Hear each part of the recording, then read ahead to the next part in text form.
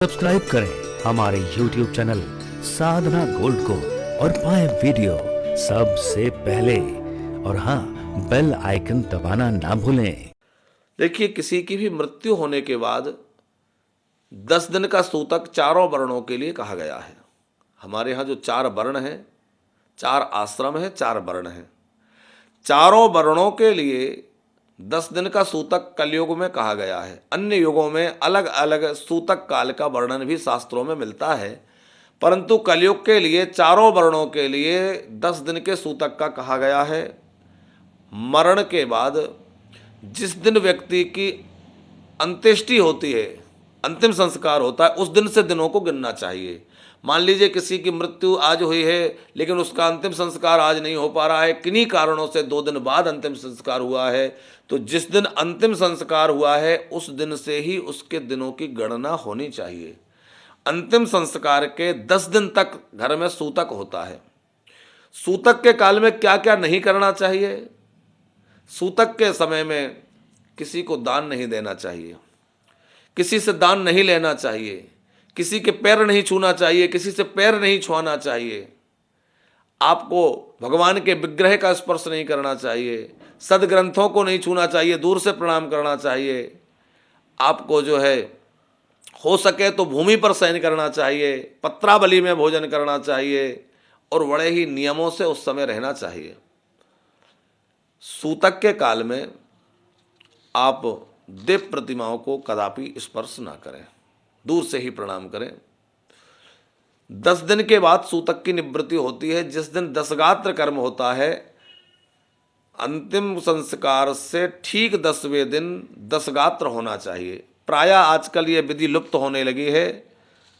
लोगों के पास समय का इतना अभाव होता जा रहा है कि लोग अपने दिवंगत स्वजनों की उत्तर क्रिया भी विधि पूर्वक नहीं करना चाहते। परिस्थिति बहुत विकट होती जा रही है, समय बड़ा विकराल आता जा रहा है कि संवेदनाएं इतनी शून्य होती चली जा रही हैं कि मरने के बाद लोग उनको तिलांजलि भी नहीं देना चाहते हैं। चीते जी सेवा नहीं करते, मरने के बाद उनका कोई कर्म नहीं करना चाहते। अभी कुछ दिन पहले हम भोपाल थे, एक सज्जन हमारे पास आए, महाराज जी हमारी माताजी का देहांत हो गया है, परसों ही देहांत हुआ है, आज तीसरा दिन है, हम चाहते हैं कि आज या कल में सारा काम समाप्त हो जाए और हम लोगों को 10 दिन की 13 दिन की छुट्टी नहीं मिल सकती, हम लोग नहीं बैठ पाएंगे। हमने कहा भैया हद हो गई, क्या करेंगे इतने काम का, इतने धन का, इतने परिश्रम का क्या फल है?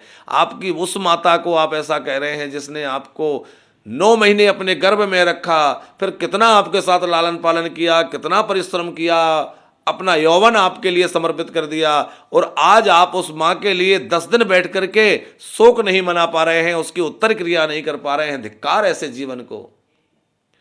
10 दिन के पहले तो आप जो है शुद्ध हो ही नहीं सकते। उस काल में आप ना ब्राह्मण भोजन करा सकते। लोग कहते हैं महाराज जी 3 दिन में ब्राह्मण भोजन करा के हम सब काम से फ्री होकर अपने काम धंधे में लग जाएं। आजकल लोग ऐसा करने लग गए। ये बिल्कुल गलत है, बिल्कुल नहीं करना चाहिए। इसका आपको भयंकर दोष लगने वाला है। यदि आप ऐसा करते हैं आपको भारी दोष लगेगा। ये शास्त्र की बात हम आपको कह रहे हैं, शास्त्र की आज्ञा है। 10 दिन के पहले आप ब्राह्मण जिवा नहीं सकते, किसी को भोजन कराने का आज्ञा नहीं है। 10 दिन के पहले आप अपने कुटुंब के अलावा किसी बाहर के व्यक्ति को भोजन कराने की योग्यता नहीं है, पात्रता नहीं है। और यदि आपके यहाँ कोई सूतक किसी कारण सूतक लगा है, आपके यहाँ कोई अन्न ग्रहण नहीं कर रहा है, जल ग्रहण नहीं कर रहा है, तो आपको इस बात का बुरा भी नहीं मानना चाहिए कि क्यों नहीं खा रहा है। आपको भी किसी की सूतक में नहीं खाना चाहिए। उस समय उसके यहाँ कुछ ऐसी अवस्था होती है कि उसको खाने से आपको दोष निश्चित लगेगा। 10 दिन पूर्ण होने पर दशगात्र करें, विधि पूर्वक दशगात्र कराइए, और दशगात्र पूर्ण होने के बाद में एकादशाह कर्म, द्वादशाह कर्म, फिर सपिंडीकरण श्राद्ध और उत्तम षोडशी श्राद्ध कराएं। उत्तम षोडशी श्राद्ध के बाद आपकी सूतक संपूर्ण रूप से निवृत्त होगी। कब? जब आप सपिंडीकरण श्राद्ध कराएंगे। इसलिए सपिंडी श्राद्ध अवश्य होना चाहिए।